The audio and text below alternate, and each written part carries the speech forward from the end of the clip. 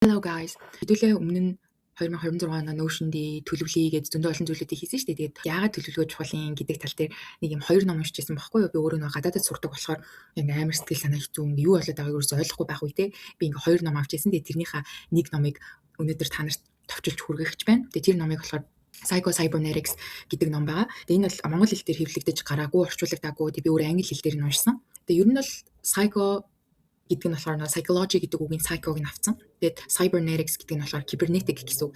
Одоо psycho-cybernetics гэхээр тухайн одоо хувь хүний сэтгэл зүй өөрийгөө одоо хэрхэн яаж ойлгож харж байгаа байдлаар амьдралдаа ингээд хэрхэн нөлөө үзүүлэхийг ингээд тайлбарласан ном байгаа байхгүй.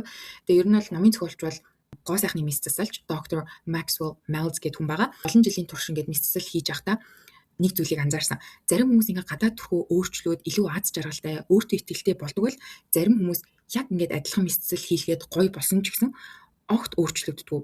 Стил одоо өөрийгөө би муухай харагдаж байна, би хөөрхөн болоогүй байна гэж боддог. Тэгээ тэр үед эмч маань нэг зүйлийг ойлгосон болохоор хүний амьдралыг гаднах төрх бус харин өөрийгөө дотооддоо тодорхойлж байгаа тэр ойлголт гэсэн санааг энэ номон дээр гаргаж ирсэн. Өөрийгөө тодорхойлж байгаа ойлголтыг self image буюу хувь хүний дүр төрх гэж нэрлэсэн байгаа.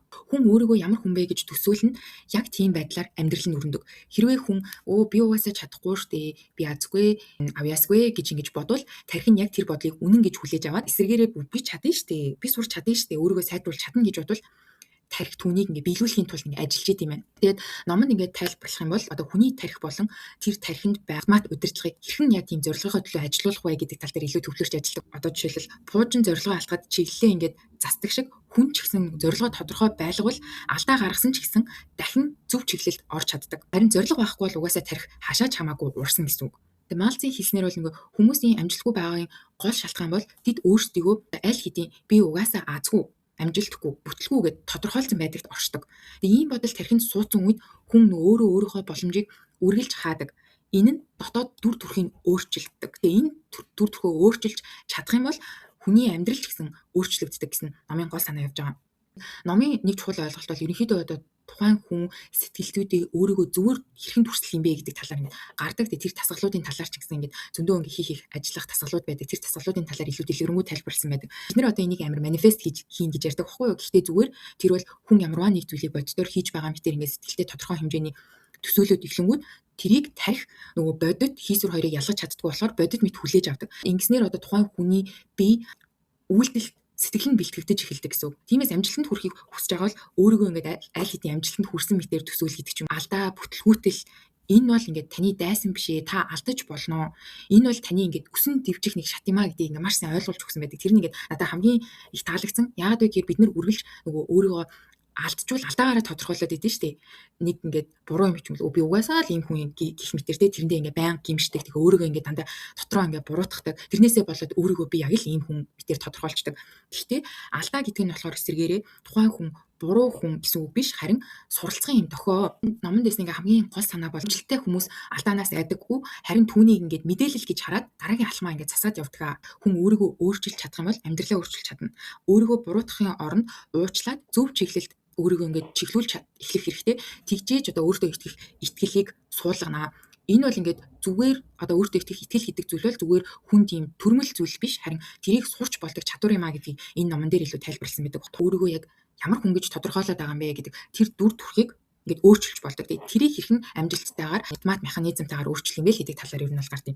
Магадгүй та энийг өөрийгөө ингээд тодорхойлоогүй байж болно шүү дээ. Зарим хүмүүс ингээд өөрийгөө мэдтгүү, би угаасаа л ийм хүн, би мэдгүй гэд ингээд явж идэг тийм хүмүүс байдаг. Тэрний ухамсарт нь мэдрэгдэхгүйгээр альва зан үйл, сонголт, амьдралын үр дүнд нь ингээд үргэлж нөлөөлсөн байдаг. Тэгээ тэр дүр төрх одоо би ямар хүн бэ гэдэг нэг итгэл үнэмшлийг дотроо ингээд тодорхойлоод явж идэг. Тэр хүн ингээд хэдий мэдгүй байлаа ч гэсэн тэр итгэл үнэмшил болохоор өнгөрсөнд босон туршлага, таны алдаа оноо, ялалт бусад хүмүүс та хэрхэн хандж байгаа юм бэ? Ялангуяа хүүхэд наснда ямар дурсамжуудыг өнгөрүүлсэн гэдэг зэргээс ингээд үүсэж гардаг. Энэ сэтгэл зүйн үр дүнд бид нар өөрсдийгөө би ер нь ямар хүн юм бэ? Би хэн юм бэ гэдгээ тодорхойлдог. Өөрөө дотроо ингээд нэг өөрийн төсөөлөлтэй байгаа. Би ингээл амжилттай болно гэдэг ч юм уу те. Би одоо тийм юмд хүрэн ингээл хүн болгоныг өөрийн тийм зорилготой байдаг шүү дээ. Том болол би эмч болно, цагтаа болно гэдэг шиг. Яг тэр чинь одоо тухайн хүүхдийн өөрийнх нь нэг дүр төрх имиж self image байгаад байгаа байхгүй. Гэхдээ тэрийг хийхин тулд яах вэ гэхээр та үйлдэл хийх хэрэгтэй. Тэгэд үйлдэлийг ухамсар болон хүсэл зорилгоор тухайн зүйл үйлдэгдэнэ. Тэгсний дараа нөгөө зүйл ингээд автоматар болж эхэлнэ. Тэр зүйл байнгын амьдралд ингээд давтагдах тусам. Амьдралдаа ер нь ихэнхдээ энэ бүтлгүүддэг хүмүүс өөрийн бүхий л сайн сайхан зүйл боломжоо өгөөсгдөг. Тэгээд бүтлгүүдэх арга замуудаа ч гэсэн үргэлж хайж идэг. Хэрвээ та би угаасаа л авьяасгүй штэ гэж бодчихвол юм бол таны нөгөө нэг команд та тархиндаа өгчвөл юм бол таны би бүх одоо тэр командын дагуу ажиллаад хийж байгаа гэсэн үг. Амжилтгүй байх бүх одоо боломжуудыг ингээд хайж эхэлнэ гэсэн үг. Хэрвээ одоо жишээл маш энгийн жишээ та би англи хэл сурахыг үнэхээр хүсэж байна гэх юм бол амраа нэгэн үйлдэл хийж эхлэхээр одоо англиар ярьж байгаа хүмүүс танд илүү чихэнд чинь илүү их сонсогддог ч юм уу. Англи өсвүүд нүдэнд чинь илүү тодорхой харагддаг ч юм уу. Яагаад гэхээр таны тархи чинь өөрөө зорилготойгоор ажилладаг юм механизм байгаа байхгүй. Тэгээ тэрийг та ингээд зорилго өгчөнгүүд тэр зорилгын дагуу таны тархи чинь ингээд скан хийгээд эргэн тойрноос ингээд мэдээлэл цуглуулад байгаа гэсэн үг. Мөн ингээд юм шудрах бус байна гэх нэг хохирогчийн дүр тоглодог хүмүүс л тухайн нөхцөл байдалтай нөгөө нэг бодлоо батлах үйлдэлүүдийг хийдэг гинэ. Одоо жишээлбэл хичээлдээ муу сурдаг хүүхэд одоо өөрийгөө математиктаа муу тэгээд тийм учраас би тэнэг гэж боддог байлаа гэж үтэй. Тэгвэл тухайн бодлын баталгаа нь түүний дүнгийн хуудас байдаг байна. Яагаад гэхээр бодол үргэлж хүнээс баталгаа шаарддаг. Өсвөр насны охин өөрийгөө ингээ надад бүх хүмүүс угаасаа дургу сургуулиас зөхөгдөж байгаа альва нэг арга хэмжээнд урьдлага ирүүлсэн ч гэсэн угаасаа хүн болгон надад дургу юм чинь гэдэг үргэлж зайлс хийж идэг. Тэгээ энэ бол тухайн хүмүүст одоо нэг бодлынханд баталгаанууд болоод байгаа байхгүй юу? Өөрийн дүр төрхөө хүн өөрчилж болдог. Хувь хүний дүр төрхөө. Шинэ амьдралыг эхлүүлэхэд ер нь л хизээж орооддгүй.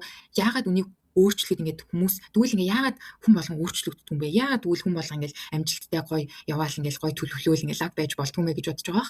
Хүмүүсийн нөгөө нэг зуршил, зан чанар, амьдралын орчноо өөрчлөх сонирхол нь маш бага байдаг. Өөрөөр хэлбэл амьдралын орчноо ч хүмүүс өөрчлөх дургу, зан чанараа цойлох дургу, тэгээд зуршил нь тогтцсон байдаг учраас тэрийг ингээд нэг өдрийн дотор амархан өөрчилчихгүй шүү дээ. Тэгээл ингээд буцаа шантраал нөгөө нэг амьдрал руу орол ингээд идэг учраас ер нь бол хүмүүс өөрчлөгдөд маш хэцүү байдаг гинэ. Хүн болгонд одоо гүй ингээд амар сөрөг юм ярьдаг хүнд бид нэр хэлнэ шүү дээ. Гүй энийг ингээд айгүй ингээд эргээр бодоо гэж хэлэнгүүт тэгээ оролдож үтсэн бүтэхгүй юм бэлээ гэдэг ч юм уу те. Би угаасаа л ийм хүн гэдэг ч юм уу хотлаан бэлээ гэдэг ч юм уу. Энэ маш жижигхэн асуулт ч гэсэн одоо өөрийгөө энэ өөрчлөхөд нөлөөлж болдог. Хүмүүс одоо нөгөө бодоод байгаа бодлоо хизээч өөрчлөхийг хүсдэггүй гэх хэрэг бодол бодоод байвал тэрийг л бодоод ахыг ингээд маш их хүсдэг. Тэгээ өөрийнхөө талаарх тэр сөрөг бодлуудаа ингээд боцоор л байх юм бол хизээч нөгөө эерэг төсөөллийг өөртөө бий болгож чадахгүй. Та ингээд тархиныгаа бүхий л зүйлүүдийг ингээд сөрөг бодлуудад би угаасаа чадахгүй, би угаасаа муу, би угаасаа тэнэг гэдэг ч юм ийм зүйл ажиллаулаад тахаар тархи чинь угаасаа л одоо би чинь тим юм байна гэдэг тэр нөхцөл байдал дээр ингээд ажиллаад яваад байна гэсэн үг байхгүй. Ахлах сургуулийн багш ингээд сурагчдаа туршилтаа хийсэн байдیں۔ Тэгээ зарим хичээлийг ингээд хийхэд ингээд асуудал үүсээд байгаа сурагчд те тэд нар болохоор ямар байсан бэ гэхээр ихэнх нь юм тогтворгүй зан төлөвтэй байсан. Нэг хийгээл нэг хийхгүй болоо те хичээлээ ерөөсөн юм тогтмол төвшөнд хийдэггүй. Тэгээ тэр сурагч нар ингээд өөрийгөө тодорхойлж байгаа тодорхойлолт нь сурах чадварт нь нөлөөлөд тэгээ тэрийг өөрчлөнгүүт нь эргээд нөгөө сурах чадвар нь бас ингээд өөрчлөгдөж байсан. Жишээлбэл ингээд нэг сурагч 55 үгийг ингээд буруу үсгэлж байсан байгаа хгүй. Тэгээ тэр сурагч тэр жилдээ маш олон хичээл дээр унаад тэгээ тэр хүүхд эх жилийн сургуулийн хамгийн сайн үсгэлэгч болоод Колумби их сургууль орсон байгаа. Нэг хичээл дээр 4 унсан сурагч ингээд сургуулийнхаа зөвлөгтөө уулзаад айгүй сайн түнтэй төгссөн гэдэг ч юм уу. Энэ сурагчдад байсан асуудал нь одоо тэнэг муу эсвэл математиктаа муу бүр муу зуршилтай та ерөөсөө биш. Зүгээр л тэр өөрийгөө би угаасаа муу сурагч өө, би эсвэл математиктаа муу гэж тодорхойлоод байсан тодорхойлж байгаа тэр бодол нь өөрт нь ингээд үргэлж нөлөөлөд байсан байгаа. Хүмүүс бид өөрсдийнхөө алдаа болон бүтлгүүтлэр өөрийгөө үргэлж тодорхойлж идэг. Энэ нэг шалгалт нь унлаа гэж хэлхийн оронд би угаасаа бүтлгүү гэж өөрийгөө ингээд тодорхойлж идэг. Тодорхойлолт нь цаагаараа таныг би бүтлгүү юм шигээр ингээд харагдуулаад тэрийг тэр бодлоо ингээд батлаад идэг гэсэн үг. Бид нар ингээд мэдээллийг 5 метр хүүгээр ингээд хүлээж авч байгаа тархиндаа мэдээллийг. Эхлээд бид нар одоо жишээлбэл ширээнд хурж үзээд энэ хатуу юм байна. Мод гэдэг чинь ийм зүйлээд юм байна гэдэг тэр мэдээллийг бид нар тархинд 5 метр хүүгээр одоо дамжуулж байгаа гэсэн үг байхгүй юу? Гэхдээ мэдээлэл бол идэвхгүй зүйл. Туршлага бол идэвхтэй зүйл. Яагаад гэхээр үлдэгдэж байгаа учраас туршлага олоход бид нар нөгөө мэдээлэлд хариу үйлдэл биетээр үйлдэл үзүүлээд байгаа учраас энэ нь эргээгээд туршлага болдог. Туршлага үүснээр тархинд мэдрэлийн шинэ хэснүүд бий болж байдаг. Өөрөөр хэлбэл одоо энэ номон дээр болохоор юм 21 хоногийн дасгалууд байгаа байхгүй. Тэгээ тэрийг ингээд хийх замаар өөртөө юм туршлага хуримтлуулж байгаа гэсэн. Тэгээд хаалгаа хийлгэсний дараа ч гэсэн ер нь бол хүмүүс ингээд 21 хоногийн дараа өөрийнхөө нөө шинэ дүр төрх байгаа шүү дээ. Тэрэндээ ингээд дасч яадаг энэ 21 хоногийн хугацаанд энэ хугацаанд ингээд хүн ингээд байн өөрийгөө ингээд шалгаал, өөрийгөө яриад үнэлээд авах хэрэггүй. Гэхдээ энэ номон дээр болохоор яаж тэр хэрхэн тэр 21 хоногийн хугацаанд дасгал хийх вэ гэдэг зүйлүүд нь байгаа даа. Дараагийн хэсэгт болохоор хамгийн түрүүнд юунаас эхлэх вэ гэхээр өөрийнхөө сэтгэл зүг хэрхэн ойлгох вэ гэдгээс одоо бидний амжилттай байх болон бүтлгүүтэлтэй байх байх гэдгийг хэлдэг юм байна л да. Өөрийнхөө сэтгэл зүйг ойлгоно гэдэг нь болохоор амжилт болон бүтлгүүтэл, хайр болон үзэн ядал, зовлон болон жаргалын тэр хоорондын зөрүүг ойлгох явдал гэж номон дээр бичсэн байсан. Тэгэхээр тэр дундаас жинхэнэ би хинбэ гэдэг нээлтийг өөрийгөө олдог гэсэн үг. Нээлтэн дээрээ тулгуурлаад өөрийнхөө зорилгыг тодорхойлно. Тэгээ зорилгын төлөө явах нь ингээд маш чухал. Маш олон хүмүүс зорилготой бай гэж хэлдэг шүү дээ. Яагаад зорилготой байх ёстой юм гэдгийг шалтгааныг бас энэ номон дээр гаргаж өгсөн байдаг. Тэгээд хүн зорилгынхаа төлөө явах нь маш чухал гинэ. Яагаад гэвэл таны өөрийн хүсэл тэмүүлэл хэрэгцээ авьяас чадварын үр дүн түүгээр тодорхойлогддог. Хүн өөрөө байглаасаа л тэр зорилго руу тэмүүлж идэг. Тухайн тэр одоо зорилго руу бид нэр хэрхэн хүрэх юм бэ гэдэг ийм асуулт гарч ирж байгаа. Тэгээд дараагийн хэсэг дээр болохоор ер нь бол даалт ухамсар явагдаж байгаа. Тэгээд энэ даалт ухамсарыг бол маш олон хүмүүс тайлбарладаг тийм. Гэхдээ даалт ухамсар гэдэг бол зүгээр нэг тархины нэг хэсэг. Мэдрэлийн систем өөрөө бодлыг ингээд чиглүүлээд тэгээд зорилгыг биелүүлэхэд ашиглагдчихэдэг нэг механизм. Бодол болон ухамсарууд ер нь бол автоматар ажилладаг. Ялангуяа даалт ухамсар дээр бол тэр таны мэдээлэлд ингээ хийж байгаа өдөр тутмын үйлдэлүүд чинь автоматар ажилладаг механизм болсон байна. Ихэнхдээ бид нэр үйлдэлүүдийг тодорхой хэмжээний ухамсартайгаар хийн тэ. Тэгээд дараа нь тэр чинь автомат болчингууд тэр даалт ухамсарт хадгалагдчихж байгаа хгүй тэр мэдээлэл. Энэ нь одоо таныг ямар зорилго тавьснаас шалтгаалж аз жаргалтай байх уу эсвэл аз жаргалтай биш байх уу гэдэгт тулгуурлал ингээд ажиллаж идэг гэсэн үг. Тэгэхээр амжилтын төлөөх зорилго тавьбал амжилтын механизм ажиллана. Хэрвээ та сөрөг зорилтуудыг тавьбал бүтлгүүтлийн механизм ажиллана гэсэн үг. Зорилго тавьж байна гэдэг чинь дотроо нэг өөрийн дүр төрхөө амжилттай байгаа дүр төрхөө гаргаж ингэж бодож байна гэсэн үг. Тэгэнгүүт тарих болохоор бид нарыг тэр дүр зураглал руу таны тэр бодож байгаа би ийм хүн болно штэ би ийм амжилттай хүн штэ гэдэг тэр хувь хүний дүр зураглал руу чиглүүлж идэг. За ямар ч гэсэн бид нар ингээд өөрсдийнхөө ингээд зорилгыг тодорхойлох хэрэгтэй юм байна. Хүн заавал зорилготой байх хэрэгтэй юм байна. Тэр зорилго юугаар тодорхойлогддог юм бэ гэхээр тэ таны өнгөрсөн ололт амжилт туршлагуудаар ингээд таны нэг юм хувь хүний дүр төрх гэдгээр ингээд тодорхойлогддог юм байна. Гэхдээ хэрхэн тэр одоо механизмыг бид нар ингээд амжилттай ажиллуулах юм бэ ийм асуулт гарч ирнэ. Таны тарих болон мэдрэлийн системийг яаж компьютер шиг ажилтгийг хэдүүлээ мэдэх хэрэгтэй болчихж байгаа. Тарих болон мэдрэлийн систем өөрөө ямарваа нэг зорилгыг биелүүлэхийн тулд ажилладаг. Та юу зорж хийхийг хүсэж байна вэ гэдгээс ингээ бүгдийг биелүүлэхийг хамаардаг гэсэн үг. Бид нар мөн юм чиглүүлэгч системтэй энэ нь одоо таны зорилгыг чинь автоматар чиглүүлж идэг гэсэн үг. Компьютер ба тарих гэдэг нь доктор Джон Вон Ньюман гэдэг энэ номыг уншаад үзээрэй. Би гэхдээ энэ номыг дараа нь уншиж үзье гэж бодож байгаа. Тэгэд энэний нэг хэсэг зүйл ингээ номон дээр дурддагсан байгаа байхгүй. Бид нар одоо хүний тарих яаж юм машин шиг ажиллаад идэм бэ? Та зорилгынхоо төлөө тарихаа хэрхэн машин шиг ажиллуулах юм бэ гэдэг талаар явж байгаа. Тэгэхээр та тарихаа ингээ машин гэж бодоод үз. Гэхдээ та мэдээж жолоочно. Болон та ингээ 5 км яваал чиглэлээ өөрчлөөд авах юм бол хизээч очих газартаа хүрэхгүй.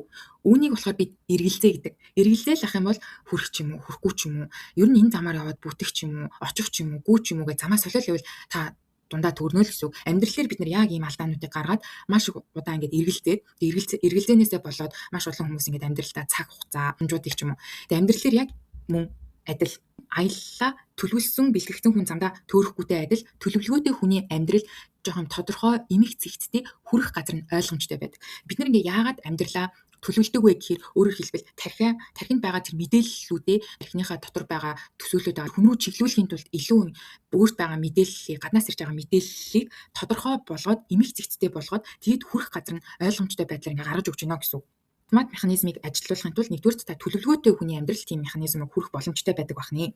Хоёрдугаар гэх юм бол тухайн зорилготой хүрэхийн тулд эсрэгээрээ одоо замаа маш сайн мэддэг жолооч нар энийг бид нар бол туршлага гэж нэрлэдэг. Одоо хөдөө явдаг нэм жолооч нар өдөр болгон тэр замаар ингэ явсаар агаад ингээд GPS-ийг харахгүй ингээл за тэнд нэг айл байдаг та гэж ингээ барагцаасаар агаад мэддэг болсон шүү дээ. Тэр ах бол ингээд төөрөхгүй угаасаа хүрэх газартаа очно гэдгээ мэдж байгаа өмнө нь ингээд зөндөө олон замуудыг туршаад энэ замаар яваад ямар замд хүрдэг гэдгийг мэдсэн байгаа учраас тийм хүмүүс бол туршлагатай хүмүүс. Тэгээ очих газараа мэддэг гэсэн үг. Тэгээ тийм хүмүүс болохоор алдаж онож төөрч туршлага хуримтлуулсаар байгаад амжилтанд хүрдэг гэсэн үг. Тэгэхээр бид нарт ер нь бол хоёрхан замаар юм амжилтанд хүрэх сонголт байгаа даа. Дараагийн ойлголт гэх юм бол тухайн машинд эвдрэл гарсан бол одоо алдаа заадагтай адил хүний тарих сөрөг үйлдэлүүдэд ч мөн алдаа заадаг. Яагаад вэ гэхээр сөрөг бодлууд өөрөөр хэлбэл хүний тархинд ингээд юм муу зүйлүүд ингээ авчирдаг гэсэн үг байх нь шүү дээ. Би ингээ хэцүүдч шүү гэдэг ч юм уу. Одоо жишээлбэл сөрөг бодол боцоор агаал хүн ингээ амар сэтгэлийн төвшүүртэй, стресстэй, үс ундаг ч юм уу нэг тийм болцсон байдаг шүү дээ. Тэд нар чинь өөрөөр хэлбэл цаана би ингээд миний бие дийлгүй байх шүү, би ингээд эвдрээд шүү гэдэг машин шиг ингээд юм анхааруулах өгж байгаа гэсэн үг байхгүй юу? Ингээ машина замдаа ингээд эвдэрчүүл ингээ за эвдэрчлээ гэдээ хаяад яваад алхаад явдаггүй шиг сөрөг бодлууд гарч ирээд анхааруулгын тохио гарчих юм бол бид нэр тэрийг засах ёстой. Тийм учраас бид одоо сэтгэл зүйч ч юм уу өөр тэр зүйлүүдийг засаж чадах хүмүүстэр ингээд тусалцаа ирээд гойд нь шүү. Тэрнтэй адилхан. Хэрвээ машин одоо хэвийн ажиллаж байгаа үед бид нар зүгээр л явж идэг тий. Тэгэл яг л энтэй адилхан эрэг сэтгэл хөдлөлөө, сэтгэл ханамж, баяртай жаргалтай мэдрэмжүүдийг ингээд агуулдаг. тарих одоо хэрхэн ийм автоматар ажилдаг юм бэ гэдгийг болохоор маш энгийн жишээгээр энэ номон дээр тайлбарласан байна. Ширээнээс одоо бид нэр үзэг авлаа гэж бодъё. Тэнгүүт маш энэ чинь маш жижиг үйлдэл шүү дээ. Энэ бол бүр ингээм амжилтын механизмыг бий болгочихдаг гэж байгаа байхгүй. Яагаад вэ гэхээр тарих ширээнээс тэр үзгийг авахд таны бүхэл биений чинь булчингууд ажиллаж байгаа. Зорилготой үйлдэлтэй би энэ үзгийг ширээнээс авмаар байна гэл таны булчингууд ингээл ажиллаад тэрийг авч байгаа. Тэгээ бид нар үүнийг ингээд миний гар явж гин, миний гар энэ үзгэнд хүрээд авж гин гэж ингээд амар ингээл анзаараад ингээл хүчлээл хийдэггүй шүү дээ. Зүгээр л ингээд автоматар ингээл гар хүрлээ гэл ингээл авчдаг. Та зорилгоо тодорхойлоод түүнийг үйлдэж эхлэх үед одоо автомат ухамсартайгаар үйлдэж эхлээд явах үед автомат механизм руу оруулж эхэлдэг. Гэхдээ эхний ээлжинд бол шууд автомат болохгүй. Энийг ингээд үйлдэж, дадаж, ингэж өөртөө дасгachиж дараа нь тэр чинь автомат механизм руу орчин гэсэн. Өөрөөр хэлбэл одоо ямар команд өгнө би чинь тэрийг гүйцэтгэж байгаа гэсэн. Таны автомат механизм болохоор зөв хариулт үйлдэл үзүүлдэг байх хэрэгтэй. Ямар нэг зүйлийг амжилттай сурчих юм бол цаашаа ингээд нэг удаа хийгээд үтцсэн юм чинь нэг удаа туршлага хөрөмтлүүлсэн юм чинь тэр чинь танд ингээд амжилт болоод үлдчихэж штэ. Тэр зүйлийг олон давцаар агаад би угаасаа л амжилттай хийдэг гэсэн тэр ой санамжийг ингээд тархиндаа үлдээчингүүд ирээдүйд тэр зүйлийг суралцаад ирсэн ч гэсэн угаасаа л амжилттай хийдэг болцсон юм чинь гэдэг хуучин мэдээлэл дээрээ тулгуурлаад тэр зүйлийг угаасаа амжилттай хийн гэдгийг мэддэг болчдөг байх нь.